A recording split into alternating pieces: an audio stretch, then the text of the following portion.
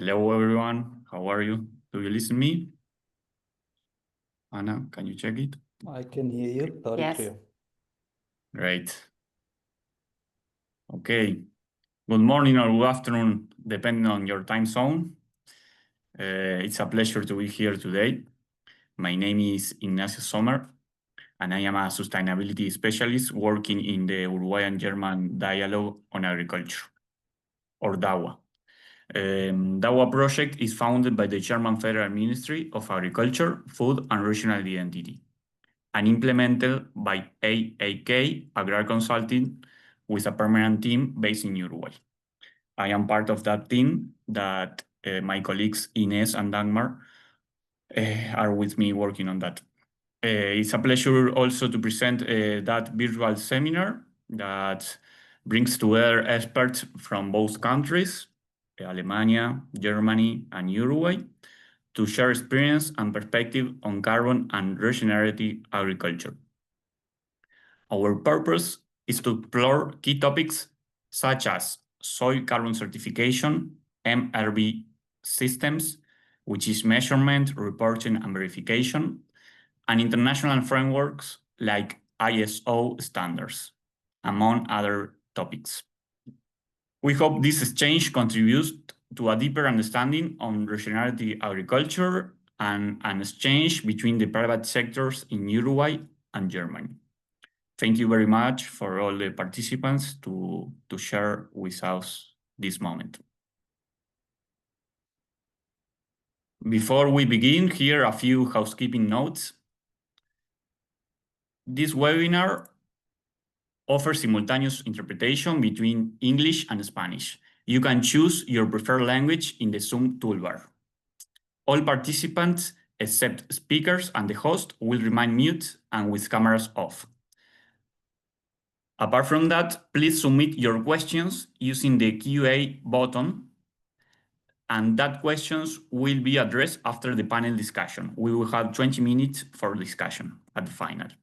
This session is being recorded, and for any technical issues, feel free to message DAUA in the private chat of Zoom. Also, for follow-up questions, you can contact us by email. First, I will share the agenda for this session. We will have 3 speakers, each with 15 minutes for their presentation. Finally, as we talked recently, we will open the floor for discussion and questions. Very shortly, I will present the DAUA project in 2 slides. As we can see, this project is based in a shared vision between Uruguay and Germany. The original purpose is to work in a world facing multiple global changes, and also the more than 100 years of relation between Uruguay and Germany in agricultural topics. Our focus is on the transformation of agriculture and food systems, making them more sustainable.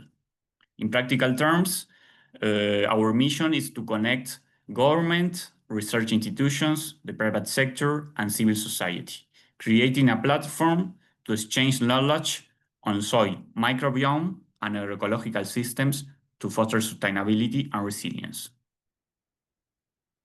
Within DAUA, we work across several thematic fields, as we can see in that slide, all with the same goal: to promote climate resilience and resource-efficient agriculture systems. Our main areas are soil microbiome, bioinputs, agroecology, and the topic that we are talking about today, which is carbon sequestration in soils.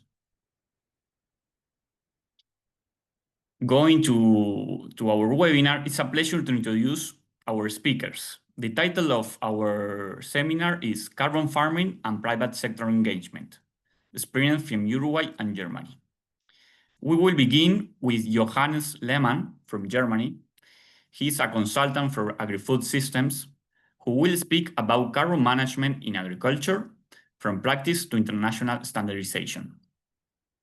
Then we will hear from Lutz Wildermann from Germany also.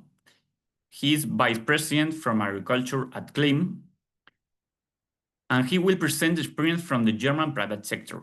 And finally, Ana Laura Barsi, based in Uruguay, She is Associate Director on Sustainability at LSQA, sharing experience from the Uruguayan private sector. Each presentation will last around 15 minutes, followed by a short discussion. Okay, let's start with Johannes. Johannes, the floor is yours. You can share the screen. Thank you, Ignacio, and thank you also for having me today, and thank you for the participants for taking your time to listen to this webinar. Let me share my screen, which you should see now. And so my name is Johannes Lehmann, and I'm the founder and the managing director of 𝗪𝗿𝗃𝗏 Consultancy. So first, I like to start in this presentation about the carbon farming on a farm level, which means like what is carbon farming about and how does it monetize for a farmer. And the second part will be the whole word about technical rules. So what kind of standards exist, what kind of different level of standards exist, and what is already in place for this specific topic. Maybe just one side note, in my former life, I was working for the national standardization body in Germany, and I drive there several agriculture-related projects. So, what is carbon farming? What is one definition? And I use the definition of the EU carbon removal certification regulation framework. This is in future let's say the administrative framework, so to speak, on a European level for trading carbon certificates. And they say carbon farming, it's any practice or process carried out over an activity period of at least 5 years related to the management of terrestrial or coastal environment and resulting in the capture and temporary storage of atmospheric or biogenic carbon in biogenic carbon pools or in the reduction of soil emissions. This is a long definition, but it covers some of the aspects, but not all, because it's not a trivial topic, carbon farming, carbon sequestration. I will come later on different aspects which are not covered here. But you could see, for example, that a period of time is defined on the EU level, which means here at least 5 years. So there are several aspects which you need to take care on. But you can also reduce or like have a shortcut or a definition, and it means the transfer on carbon from the atmosphere to agricultural soil and hold it there for as long as possible. And there are roughly 2 segments. One is the increasement of humus level, so the soil organic carbon by adapting new practices or management. And the second is the management of agricultural carbon fluxes. So what can we do here for the first thing? What kind of methodologies are there? So the first block is the regenerative agriculture, and there are practices like using organic fertilizer, intercropping, or adapted crop rotation, or using biochar and diversification. The second is re-wetting of peatlands and without subsequent cultivation. This is important, otherwise the effect is not that tremendously. And the third one is the structural elements like agroforestry systems, where you harvest between LAs or you use hedges, for example, as elements.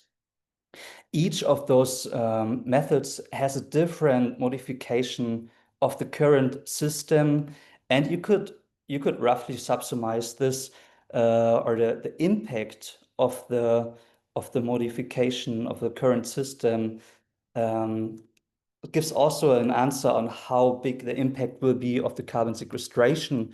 So, for example, if you use, for example, harvest residue management, of course, you will increase your soil organic carbon on the field. But it's not the same as, for example, if you compare this with a re-rating of peatlands, which is a big topic. In Germany, for example, we have over 90% of our former peatlands drainaged, and they are dry now, so they are not existing. And the impact is quite tremendous if you re-wetting this. All of those, like what you can see here on the slide, you would also find in the SIA Edge report on carbon farming, and you have the link here attached on the left down corner. There are but also other aspects for the technical rules, and I already said that the definition on a European level covered some of those aspects, but which is quite important is first that there are different perspectives on the same topic. And here the perspectives are soil science, for example, agricultural management and governance. And each of those perspectives for each of the indicators is on a different, or is a different challenge, you could say. And I just go or have a look into, from my point of view, the most important and critical ones for creating technical rules. So the first is quantification of soil organic carbon SOC changes. This is from a science perspective, just a minor challenge. It's about like the precision, for example, if you want to have like the 100% precise model or just a 95%, of course, it's not the biggest difference then. But you can do it already to quantify this. You can also quantify this on the farm level. It's just the governance, because it's quite costly to quantify those SOC changes over the time. The second aspect is the additionality. And additionality means you have to prove that what you're doing here is something new. So you have a higher, for example, SOC because of your method which you practice on your farm, for example. And you can also see here that this is not a challenge, for example, from a science perspective or agricultural management perspective. We have the methods, and I showed you on the one slide which methods could be, for example, used, but it's difficult to prove it. So, for example, if you have no certificates yet on your field, for example, you don't know what is already or what was done yet, but you need to prove it, the additionality.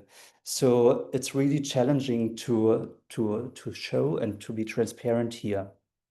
The third aspect is the permanence.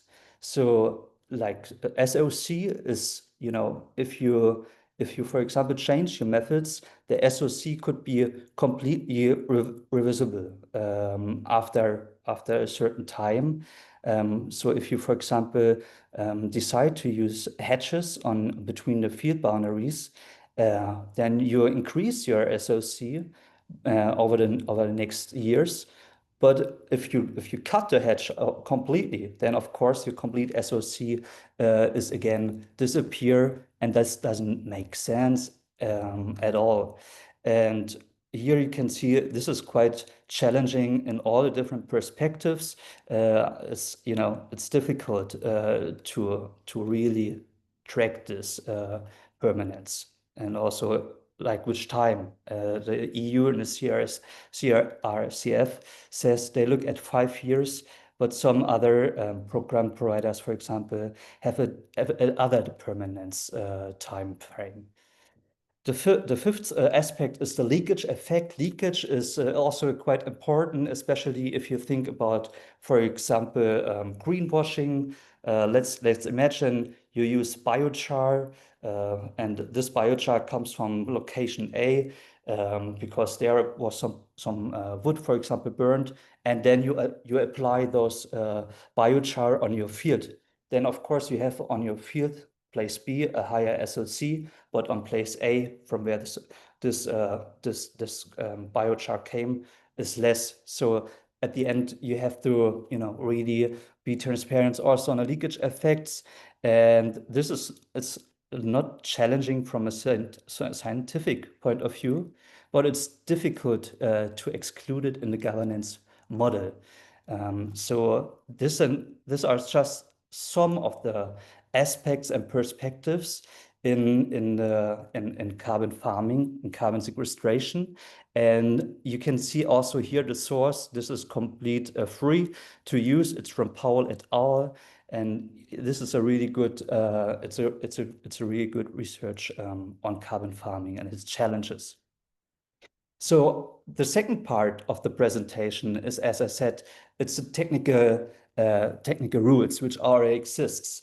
And this is because in my former life, I was working at DIN, as I said, and we initiate one specific project. It's a national specification, the DIN spec 3609, with the title, and this is a long title, Quantification and Assessment of Organic Carbon Buildup and Greenhouse Gas Emission Challenges from Adaptive Management in Agricultural Soils.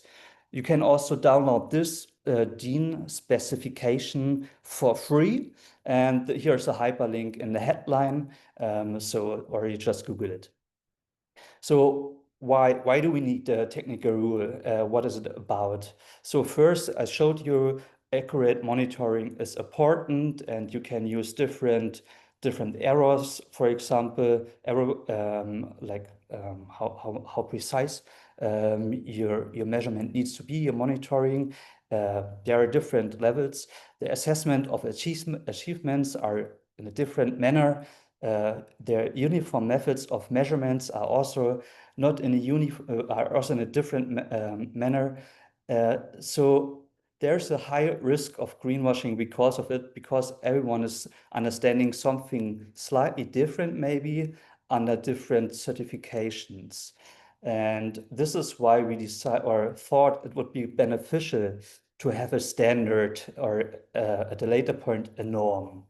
And I already talked about, and let me jump about this slide, but I already talked about different standard or technical rules, types of technical rules. And on this slide, you can see the different, indicators of standards. So, for example, there is a closed expert cycle, and in those closed expert cycle, you could, for example, develop corporate or consortium standards, which has a low level of consensus, as you can imagine, but you can at the same time, it's pretty fast to develop those consortium or corporate standards. But yeah, the acceptance is not that high. And we all know norms. Norms are like, for example, ISO norms.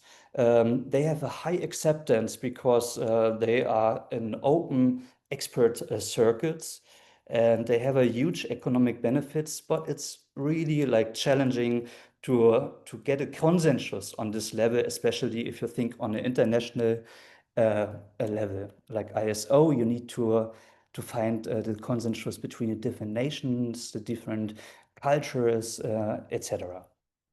And this is why DIN, the German national standardization body, thought it would be beneficial to have something faster than a norm. And this is called a DIN spec in Germany. This means it's you develop a new expert cycle for a specific project, which we done for the DIN spec 3609. And it's much more quicker, the development and the publication of a DIN specification instead of a norm. And we did this with, as I said, carbon farming as a start. Here again are also different levels of norms, standardization. Here, every nation, you could say, has this national standardization body dedicated, who is part on an international level, ISO. So in Germany, it's DIN here, and DIN, is organizing all the administrative work for his national experts, and the experts are working in the national and international technical committees and developing norms and standard. And right now with the DIN specification, we are only here on this national level and also not at the norms. We will maybe develop this DIN specification to a norm. DIN is taking care of this process. But you could say it's an iterative process which we covered or which we tackled. So first we publicate the DIN spec 3609 in I think it was November 2024. And the plan is to use also this national specification for a European norm, which can later on reused for the European carbon removal certification framework. This is the long-term vision. And what was the goal with this DIN specification? There are numerous projects already existing for carbon farming, different corporate standards, different certificates. So we thought the goal by this project is to bundling the forces and to find the consensus, to have clear data also for monitoring, reporting, and verification. And it's also a help for the carbon removal certification framework, because this technical rule is defining on a really granular level how to do it, like how to do the measurement, for example, for carbon farming. Who was collaborating during this process? It was different stakeholders from science, industry, associations, and politics.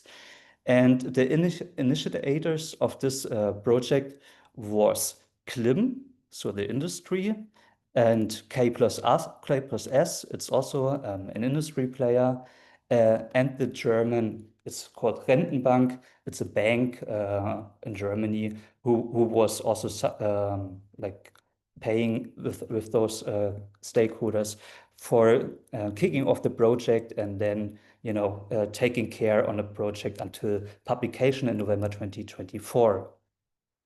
So I see already that my time is over-consumed. I'm over, but you can also find more details on the DIN specification. Via the link, if you download it for free, as I said. This is how the first paper looks like. And in general, we focused on monitoring, reporting, and verification in this national specification. So MRV as the key quality management tools. And we also harmonized this technical specification with the existing standardization framework, like, for example, the ISO standard 18400, which is about soil samples, for example. This is consist, and also with the CRCF framework, we try to harmonize the content with the CRCF and the DIN spec, that everything is consistent at the end. Here are the 8 core principles of the DIN spec: as precision, relevance, completeness, consistency, transparency, conservatism, permanence, and additionality. I don't go deeper into every of those principles, but as I said, feel free to download the specification, or just ask me after the presentation if you have questions. My conclusion is that there lies a big potential in carbon sequestration, also to achieve the UN climate goals, to have a net zero in 2050. But it's also a quite big regulatory gap in the EU with the CRCF. It's not in place yet. So there's at all a high risk of greenwashing. The way forward is, as I showed, it's the technical standards, like we started with the DIN spec 3609, and it's a shared responsibility. So we need to try to bundling the forces. And if you, for example, are interested and participate at ISO, please feel free to raise that need. because, for example, there's one technical committee, TC347, which is taking care on data quality, for example, for monitoring aspects. And if Uruguay is not yet a member in this technical committee 347, data-driven agri-food systems, that's the name. If you like to be also a member in this TC, we can try to kick off the conversations after this webinar and see how we can close that gap. And with that, I'm sorry for over consumed time and ending my presentation. Thank you very much, Johannes, for that excellent overview about carbon farming and international standardization. Thank you. Now we will move to our second presentation. It's time to 𝗪𝗿𝗶𝗃, Vice President of Agriculture at 𝗪𝗏. So welcome, Lutz. You can share the screen. Thank you, Ignacio. And thanks also for the opportunity to elaborate a bit on what we've been doing at 𝗪𝗏 in the past years and where we are standing at the moment. And also thanks for Johannes to giving the intro to the Dean spec. This was also a very important foundation of our work in the early days. And let me just share my screen and then we'll basically be able to move on.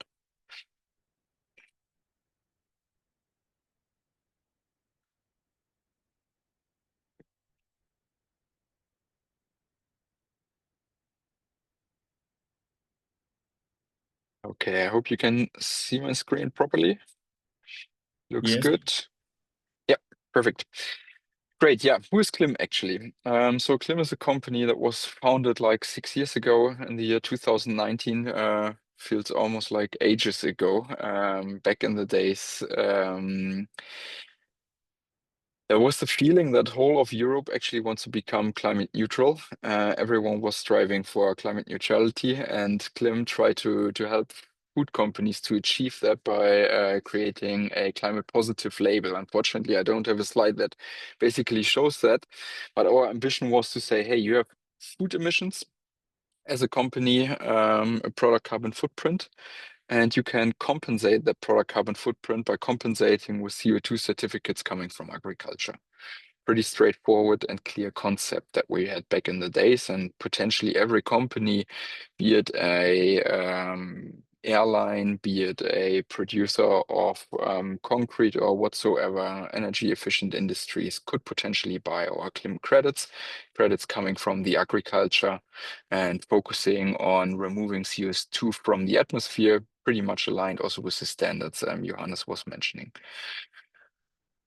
The world, of course, is spinning and time is moving and advancing. And throughout the last 6 years, I think the industry also has learned a lot, and also the perception within the EU that carbon compensation claims are probably not the right path forward, and that it's probably better to first of all try to reduce your emissions as a heavy industry player, like an airline or energy producer, and then only to compensate residual emissions.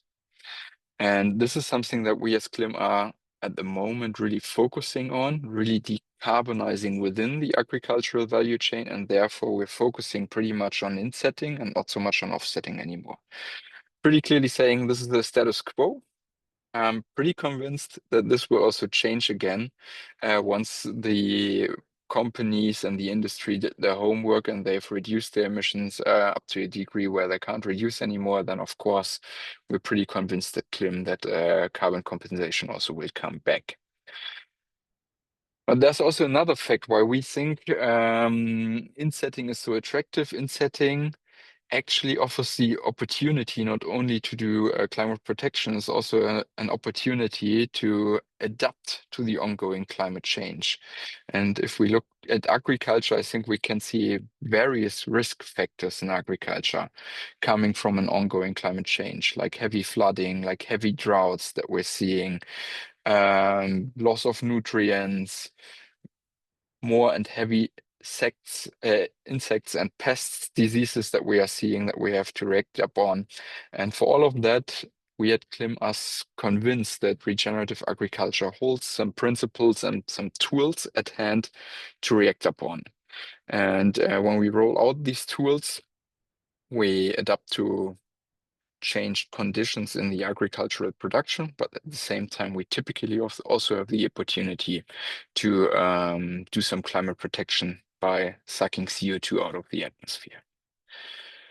And that being said, soils are actually one of the key elements to address climate and supply chain challenges. And why does that matter to the food industry? I brought here two facts. Actually, 95% of all food comes from soil, and 80% of all food supply chain emissions come from agriculture. So if you as a food company want to do something about your carbon footprint, you have to do that together with your suppliers, with your farmers in your value chain, because 80% of all your emissions, in some industries even more, even up to 95%, come from the agricultural industry. And this is something that you can't tackle alone by only addressing your company's footprint, but you also have to integrate the scope 3, basically the emissions that you procure from your partners. And yeah, the link, of course, is interesting. Your main business as a food company also comes from the soil, and therefore you have two tools at hand. You can adapt to climate change, and you can do climate protection if you address your soils properly. That being said, 𝗬𝗏 is a company that brings together both parties, basically the food companies who want to become active and the farmers who are actually key to the solution. And we as 𝗬𝗏 typically try to also unlock these nice synergies in the industry of improving soil health, of providing also biodiversity services, and couple that together with scope 3 emission reduction targets. We usually come from the end of the value chain by working either together with food retailers, with CPGs, or typical agri-traders, and with them are forming projects by which we then address the farmers in the value chain. To make that very concrete, if we're, for example, working together with a producer of potato chips, we would create with him the projects, with them also define an emission reduction target and also site KPIs that we want to achieve. And then step by step understand from where are they actually procuring the potatoes from, who are the potential potato farmers that we can address in that value chain. And then together with those farmers in the value chain, develop certain action plans that the farmers can take in order to reduce emissions and to provide further ecosystem services along the value chain. We as 𝗬𝗏 are a typical venture capital startup. When I started at 𝗬𝗏 6 years ago, we were 6 people. Right now, we are roughly 80 people, and that spans across 3 main activities. One activity is really working closely together with the farmers. And the second activity is really the measurement, reporting, and verification of our activities. And the third party or third important element is really the creation of these partnerships along the value chain. And this is also where the funds for the remuneration of the farmers basically come from. To further develop our business, we also have investors included, also some financial investors who have a significant exposure in agriculture, like the Rabobank or the BNP Paribas Bank from Paris. They're also quite active in agriculture and therefore also have a natural interest to react upon climate change in order to sustain their future business. We as 𝗬𝗏 started in Germany and expanded together with our partners our radius of activity. We started operations also in Poland, now expanded to Czechia and Slovakia, and are also now active in the UK and some northeastern states of the US.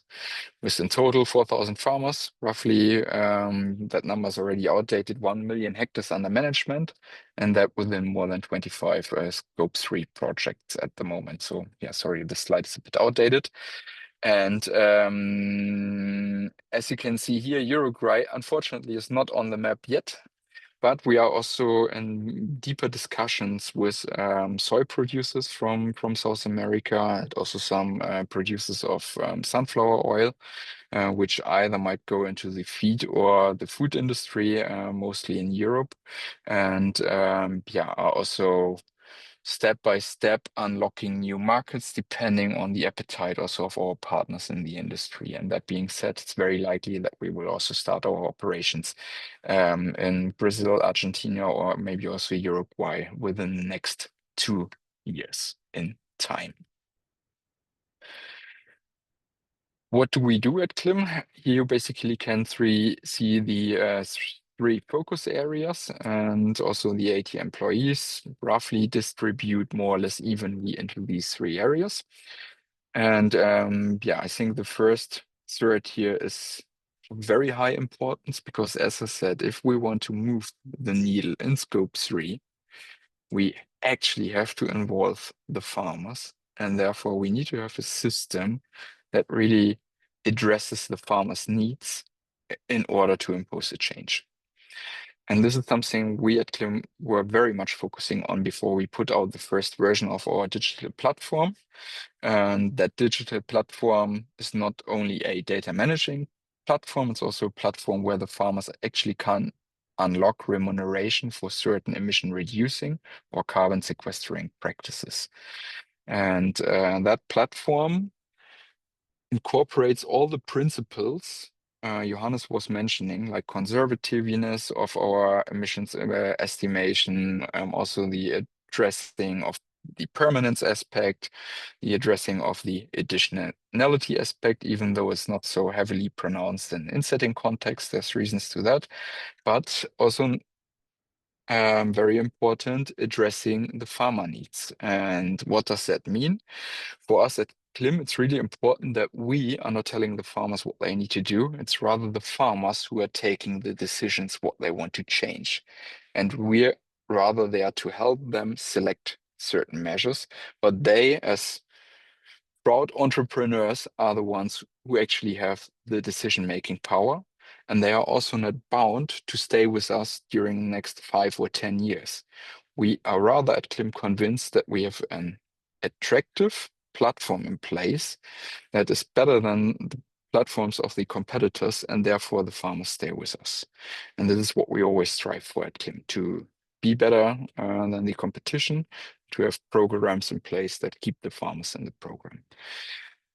Throughout the last 4 years, I think we've also seen some nice traction with that regard. 98% of the farmers stay in the program. This is something that we see, and not only that, as 2/3 of the revenue that 𝗪𝗏 is generating is directly channeled through to finance RegionAct practices at the farmers.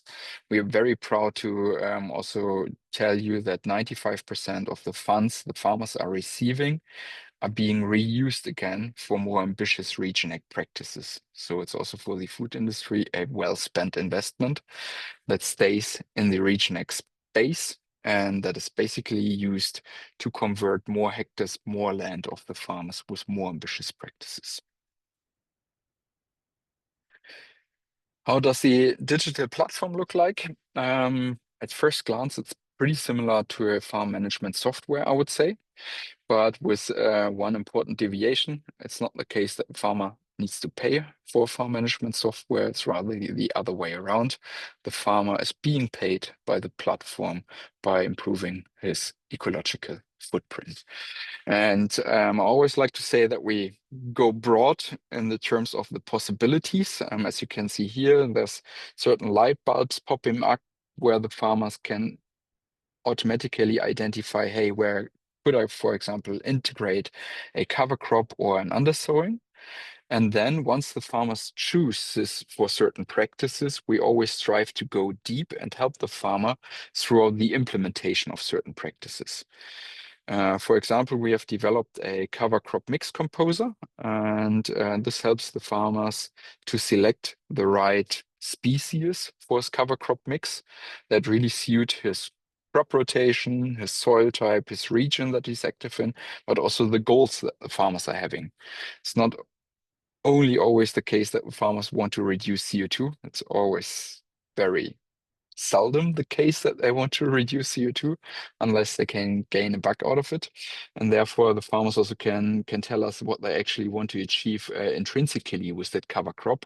Is it the improvement of the water retention, for example? Is it the provision of naturally bound nitrogen? And all these goals the farmers can select, and together with their soil type, they get then the right combination of cover crop species for their soil. Why is it so important that we go so deep with the implementation?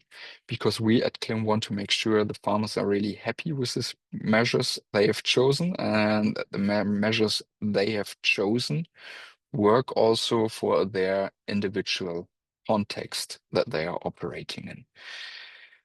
Because if we achieve that, the farmers are super happy with what they do, and then they are very likely to increase the acreage of their activities and also sign up for more ambitious practices. And if they do that, they are basically doing the sales job of our agronomy team, especially when they start telling other farmers how great the program actually is and how good it is functioning. And if we achieve that, we also have quite good unit economics, which make in the end our food industry partners happy again. MRV-wise, what is happening? We at 𝗏 are able to monitor what is happening management-wise above ground. How many diesel emissions am I having as a farmer to produce maize or soybeans, for example?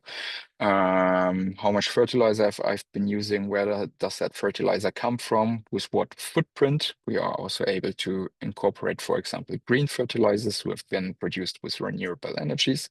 And then this becomes a bit more rocket science, are also able to monitor what's happening below ground with regards to carbon sequestration. And therefore, we have a soil organic carbon model in place. It's called the Ross-Hempstead carbon model, which we locally calibrate with also local soil samples. And in order to minimize the costs, we have a stratification partner that helps us identify homogeneous soil zones where we then take the respective soil samples. We typically are very much focused on the greenhouse gas protocol, which is our key standard at the moment in the insetting industry.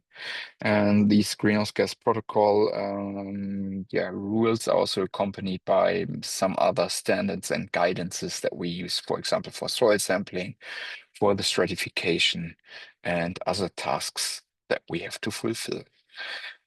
I think it's important to highlight at this point that there's also regulation-wise on EU level happening a lot at the moment. As Johannes was pointing out, we are seeing that the carbon removal certification framework is advancing a lot, and at the same time, the EU also has revisited their CO2 climate targets for 2030 and 2050.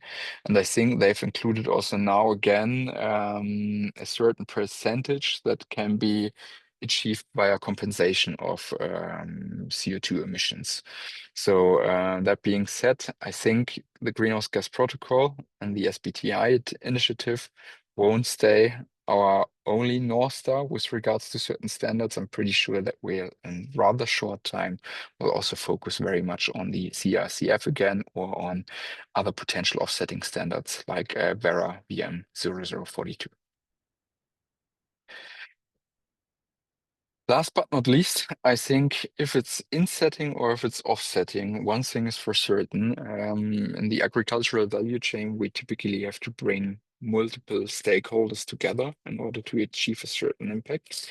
And this is something that we're at 𝗏 very good at, to orchestrate these different stakeholders, bringing in the farmers, bringing in the agricultural retailers, bringing in certain food suppliers, and managing them all together in order to achieve good impact for our most important asset on Earth, the soil. And that being said, we also act up as an end-to-end service provider, from planning of certain projects over the design and the implementation up to the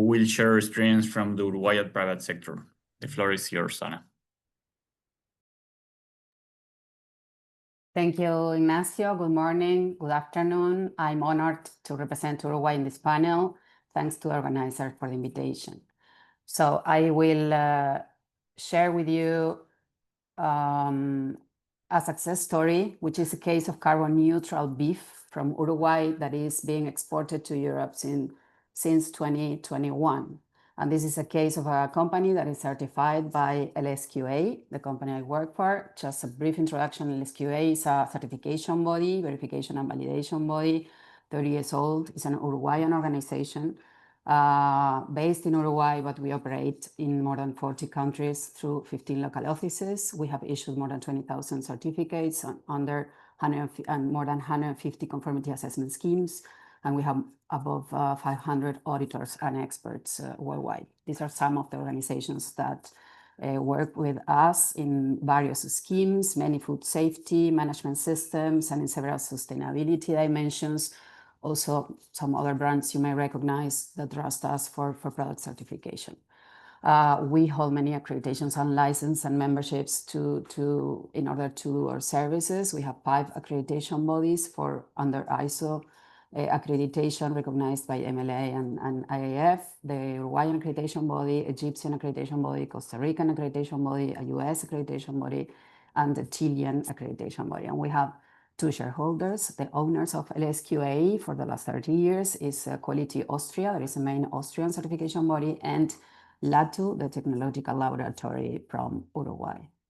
So we are part of the conformity evaluation international infrastructure that Johannes was mentioning in his presentation. So we are here as a certification and verification and validation body with all the accreditations for ISO 17021 for management systems, 17065 for product and process certification, and 17029 and 14065 for greenhouse gases emissions verification and validation. So this is important for you to understand. There is a chain of confidence behind schemes and certifications that is important to understand, because there are hundreds of labels, seals, stamps, certificates, declarations, and it's important to understand what is behind this to give confidence and to mitigate the risks of greenwashing.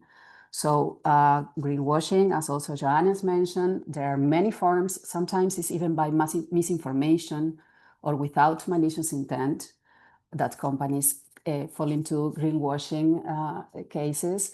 There are also very innovative ways of greenwashing. We'll not go into detail, but there are many innovative techniques to mislead somehow about actions taken for the environment to gain any benefits. So what organizations need to do to mitigate this risk, to measure, to compare, to report, and to improve. And as a certification body, we help companies to demonstrate through certification, verification, and validation with a third party involved in the process in order to demonstrate that they are doing right what they are saying they do. So we certify many different voluntary certification programs. Most of these are in the agri-food chain. The ones here we will focus in the case we are talking about, that is about beef sector. The beef sector is critical for Uruguay. As you As you may know, we are very involved in beef sustainability. Also, as LSQA, we're board member of the Global Roundtable for Sustainable Beef, and we are leading the Uruguayan Roundtable for Sustainable Beef with the Vice Presidency to foster beef sustainability in the world. So just to show you a little bit more how Uruguayan beef sector looks like, I will ask the admin to share a video, brief video about the beef sector, where you can see how the production systems in Uruguay look like.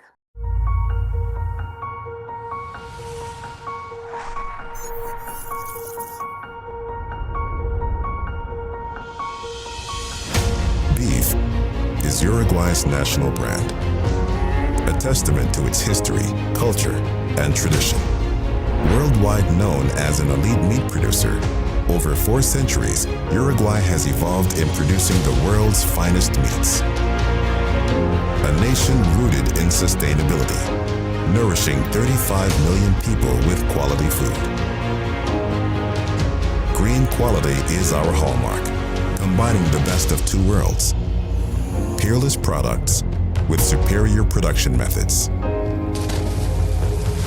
A perfect blend of sustainability, biodiversity, and holistic health, nurtured in prime lands, obtained from raising the finest breeds and infused with centuries of wisdom and innovative technology to craft a leading industry that is at the forefront of the world. Green quality encloses the distinct flavor of Uruguayan meats. It is the excellence of the product that represents this magnificent nation at the pinnacle of human development rankings in the region and in the world. Taste the best. Uruguay meats, green quality.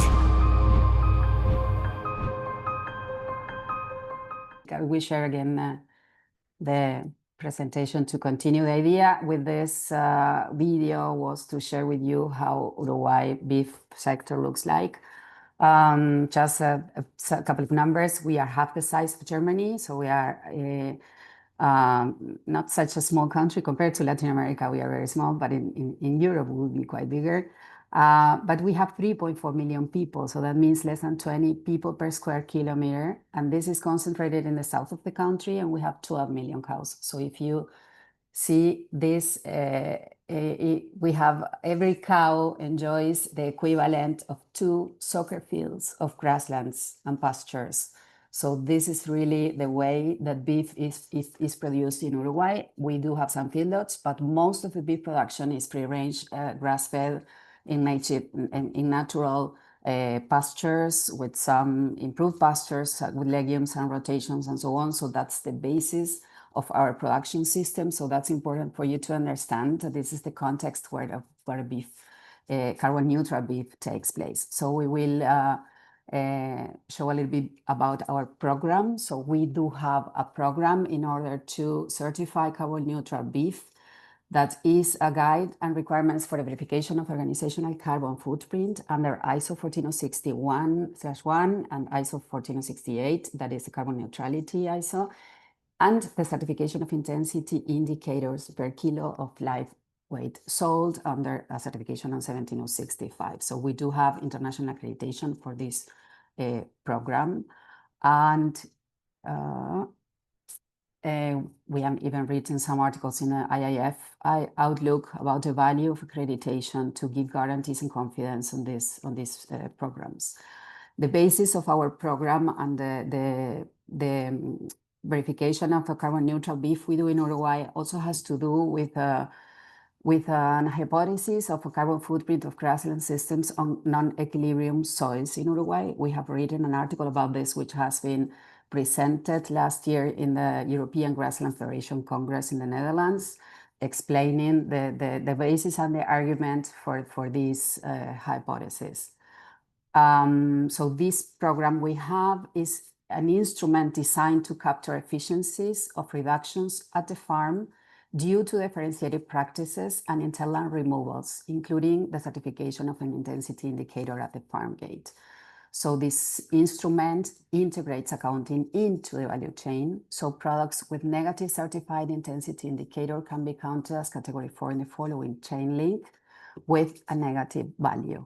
And since we are very much aware of the uncertainty on stock variation and the evolution of the state of the art on carbon farming, we include in our program an insurance for uncertainty and risk that is estimated at the initial verification risk assessment and is sometimes equivalent between, it's not a fixed number, between 5 and 30% of removals that are blocked and are not counted for the inventory as a risk insurance for the program in case there is a measurement or there is a change in state of the art that would affect that, and we'll have to take part of those insured tons of CO2.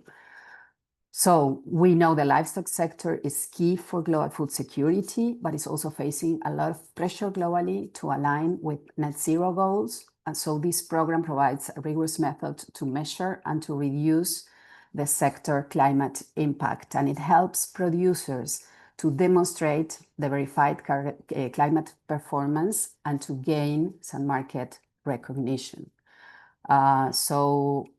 This program enables to access to climate finance under Paris Article 6 of the Paris Agreement, because it facilitates to invest in practices that reduce emissions or remove carbon through soil regeneration, through rational grazing, planting forest, or other practices.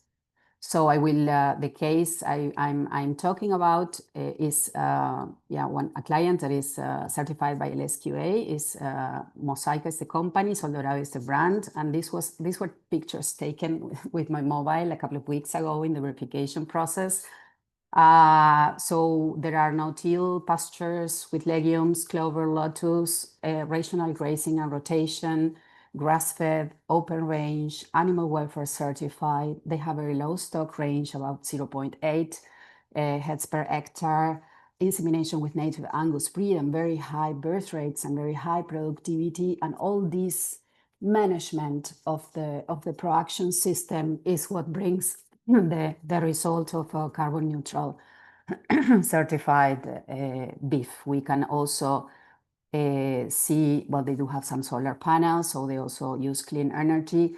And it's not just about carbon, but there's also about taking care of biodiversity. We have seen hundreds of deers and dozens of capybaras around in the farm.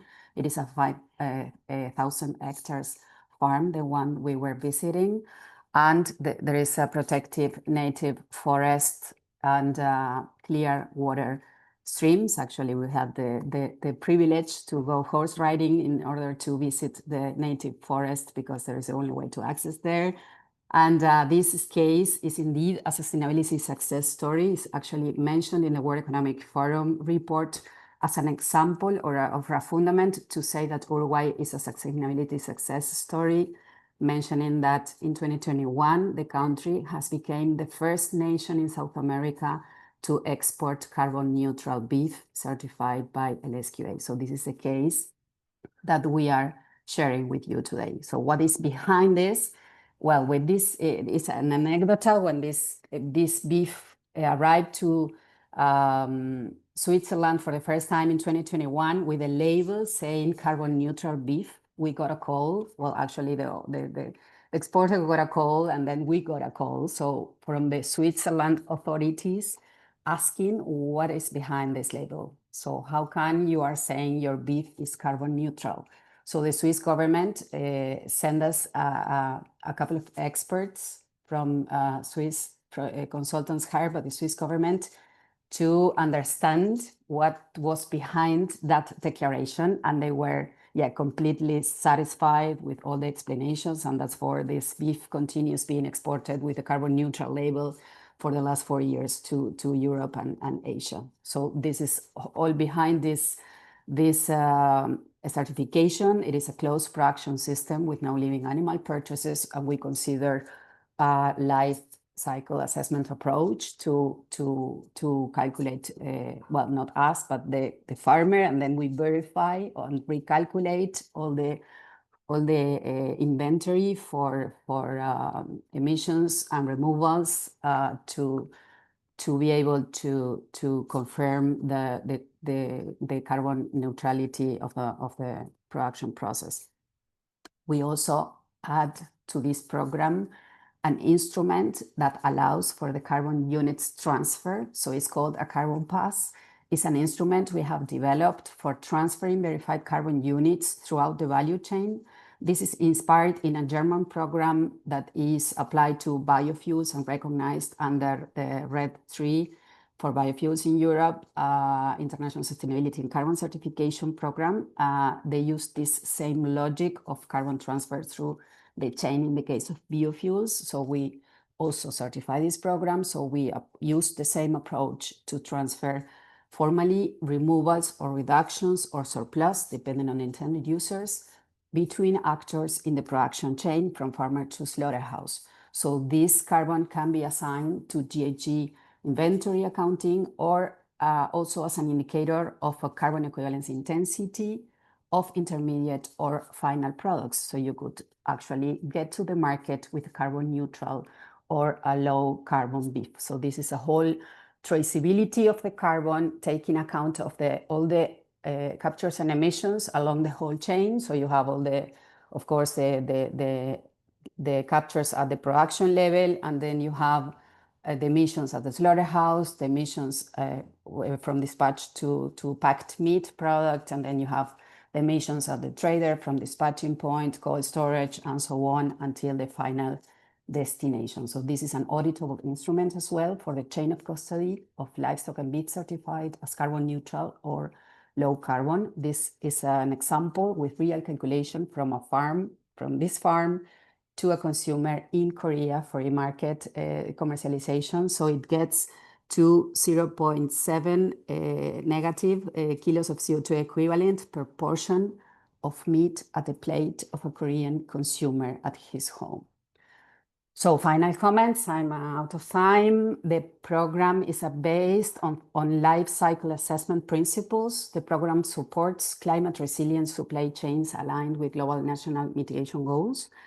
The main challenge here is that many times the environmental value is not reflected in the meat price and on benefit in the market, while the resilience requires continuous adaptation investments.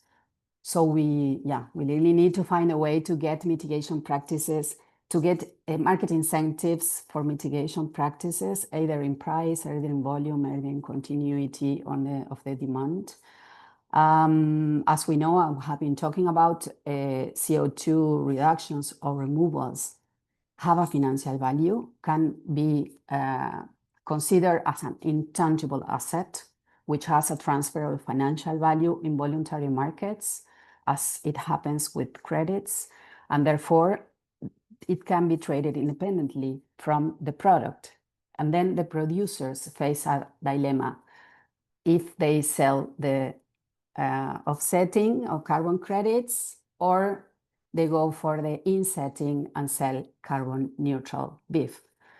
So if the producer commercializes reductions or removals, transferring them through carbon credits, the producer is transferring their benefits, the benefits of his good practices, to third parties, sometimes even with a 20 years contract, 20 years credit project, and the producer is losing the opportunity to apply those in the accounting of his own footprint.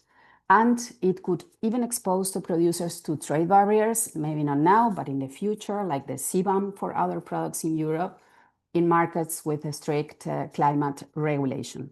So this program offers an alternative to selling carbon credits, where producers can retain their own climate benefits where they belong, that is the insetting in the supply chain, achieving a carbon neutral or low carbon livestock supply, strengthening competitiveness in climate demanding markets, and at the same time contributing to food security, protecting the environment, and empowering sustainable livestock production. These are not my words, but our client, the confidence in the product origin and the process is as important as the meat quality itself and the flavor. And this, I love this this phrase from Sebastian, our client for this case, that initially you might see certifications as a cost, but later you definitely confirm that there are an investment. Thanks for your attention, and that's what I wanted to share with you. Ana, thank you very much for sharing how the Uruguayan private sector is advancing. And thank you all our speakers. We will now open the floor for questions. Let me begin with the first question to Ana. It is very related with her presentation. Ana, how do this program address the uncertainty around permanence and long-term soil carbon storage in agroecosystems? Okay, well, permanence, yeah, indeed is a critical issue. Actually, it was mentioned also by Johannes at the beginning. Well, as we know, when we are in livestock sector, we are talking about methane, and methane behaves very differently from carbon in the atmosphere, staying for much shorter time. So yeah, sometimes we wonder why the carbon sink should have the same performance, the same permanence requirement as a carbon sink when the goal is to mitigate methane. So this is sometimes controversial issue with the permanence when we are talking about livestock sector and methane emissions instead of carbon. In our program, we address uncertainty about measuring. We ask to measure every 5 years and not every year in order to capture real changes beyond uncertainty and the margin of error from year to year. So we consider measuring every 5 years and not every year, but we also include the buffer I mentioned for the inventory, for the captures that you block a portion of the captures in order to take care of any possible change, any future difference you may have, and you can go to that percentage of captures that were blocked. But I believe one of the main challenges is to demonstrate the benefits of good management of the grass grazing systems, the low stock grazing systems, and the rational grazing systems. So low stocking rates reduce soil compaction, improves root growth, and helps stores carbon more stably. So while measuring itself, it's costly and many times out of reach of small producers. And even though there are modern tools all the time, and satellite tools and infrared and so on, they often use closed algorithms, so we cannot verify them independently. And then on the other hand, the beef is sold as a commodity, and all these costs and environmental benefits aren't reflected on the price in the market. So we definitely believe that we need to find ways to recognize and reward the positive impact of these systems. Thank you very much. That point is very related to the first question of Rolf in the chat, related how to address this kind of, sometimes he puts something like sometimes pay farmer for their efforts and measurements to trying to sequester in soil rather than going through a tedious and often misleading procedure of quantification. It's something that I think you told in that line of thinking new ways of put value in that process that the farmer makes with their practice. Thank you very much, Great. Ana. Thank you, Ignacio. I think we can, a short point, and then I will ask Lutz one question. For me, also related to what you said, Ana, it's very important, apart from the sequestration, to the carbon sequestration is important and sometimes more crucial to preserve the carbon that is already in our soils. For example, by avoiding degradation and tillage. For example, in Uruguay, in our natural grasslands, we have long-term carbon reserves built over thousands of years. And sometimes we work in the sequestration, that is very important, but also we will have need to have in our mind to preserve our stored carbon. So both things are very important in my opinion. I have a question in the chat to Lutz. I don't know, Lutz, if you can answer one of the questions related to meaning the company that once bought it related to the certification after some time if the company makes other practices. Do you identify the question? The question regarding the permanence coming from Rolf, or which one do you mean? Yeah, Rolf, yes. Yeah, great question. And Rolf, it's basically similar in SBTi and GHGP as it is in CRCF. You're required to have a long-term monitoring for soil organic carbon sequestration, which makes sense because you're pulling CO2 out of the atmosphere and you want to be damn sure it stays there. And problems to address this, I think in offsetting schemes, you typically have a buffer in place that is supposed to address that. If you don't have such buffer schemes, then you simply might lose the validity of the credit or also the storage capacity as an SBTi. So if you can't monitor anymore, you have to assume also an SBTi that the carbon was lost and then it's be regarded as an emission. This, of course, imposes a problem, especially if you were financing the farmers before to do certain practices to sequester carbon. The problem is not fully solved, I would say, but there's different approaches how to tackle it. And this buffer scheme I was mentioning is basically also similar like in insurance. You estimate the reversal risk and you set aside a certain amount of credits to address basically that reversal risk. And this is something that you could do in a similar way also in SBTi schemes, for example, where you follow the greenhouse gas protocol, where you say, hey, we know, dear food companies, that there is a likelihood that the farmers won't maintain the good practices and the carbon will be lost because we can't monitor anymore. And if we then have an insurance to jump in to say, hey, for that carbon that you might lose to a certain likelihood, we will jump in, provide you with alternative carbon credits. This could be a pathway forward. They, of course, would require a premium, and we at 𝗪𝗏 also at the moment evaluating with 2 insurance companies how we can basically achieve that in certain projects. Okay, thank you, Lutz. I have a question for Johannes from our panel, our participants. I don't know, Johannes, if you can answer the question about biochar. Maybe you can tell us some information about how biochar is progressing in Germany. Yeah, like this is a nice example that it's not that easy, I would say, because for sure, like the concept of the biochar makes sense, but it needs to be transparent. So, for example, you need to know where the biochar is coming from.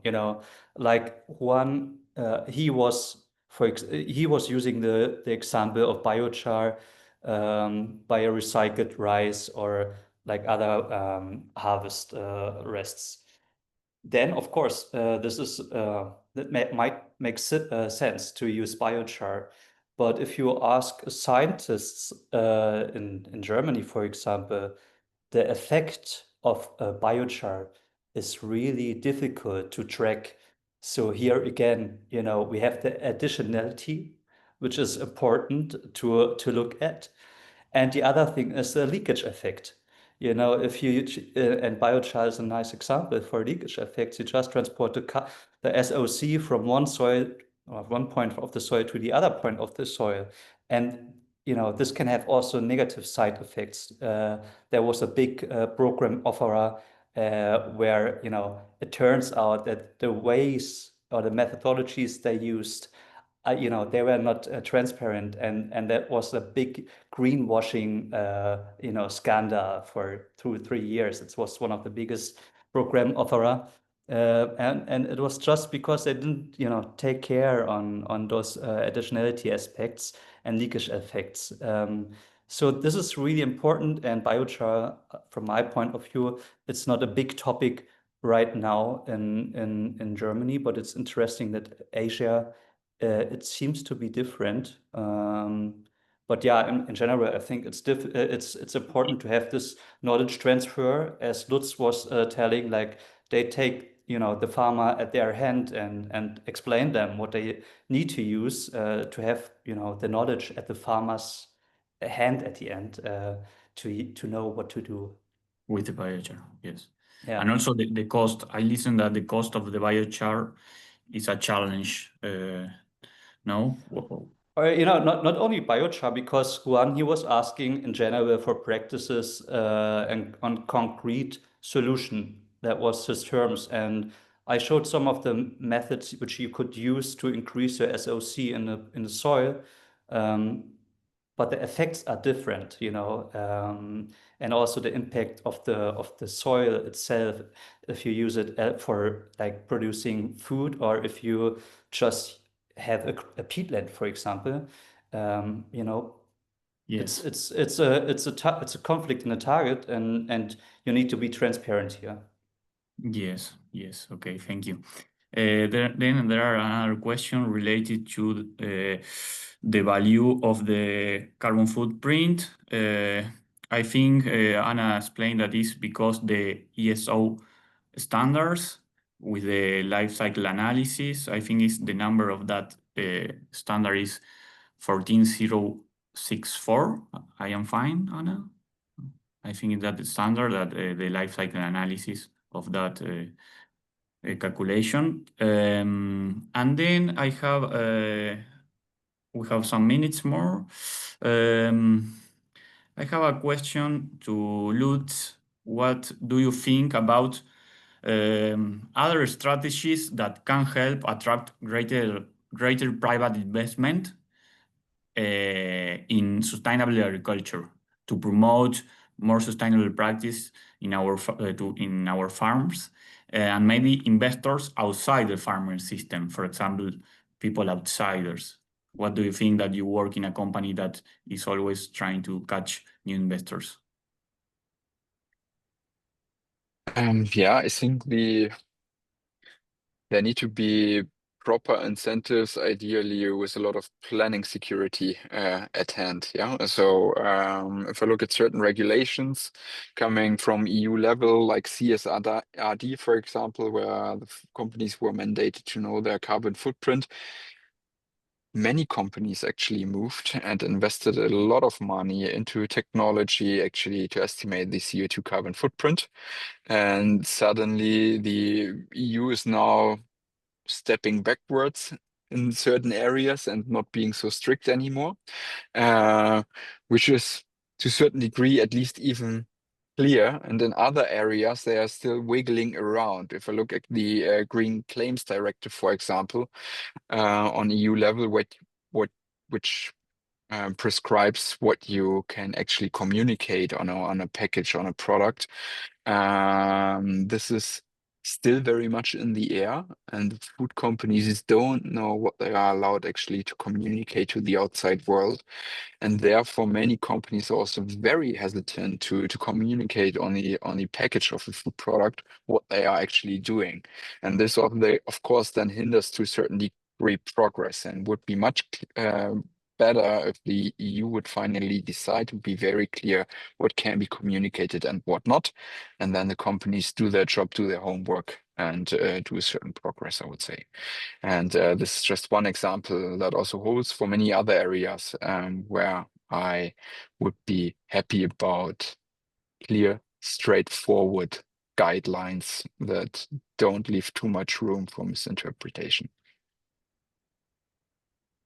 Okay, Yeah, actually, what you mentioned about being hesitant to declare something, this is also considered a way of greenwashing, that is greenhashing. It's like when you are afraid of consequences of having an issue, a legal issue or whatever, so you prefer not to say anything. And this is sometimes even considered a way of greenwashing. To greenhashing, sometimes there are statistics that there are like 30-40% of companies in US or other countries where sustainability declarations are under a screen to declare, and better not say anything, just not to have problems. Yes. Okay, thank you for the complementation. I have a final question to Johannes. It is related also with the purpose of our project, the Uruguay and German Dialogue on Agriculture. This kind of cooperation is trying to exchange knowledge between Uruguay and Germany, Germany and Uruguay, and also the region. And I have a question more related to the private sector.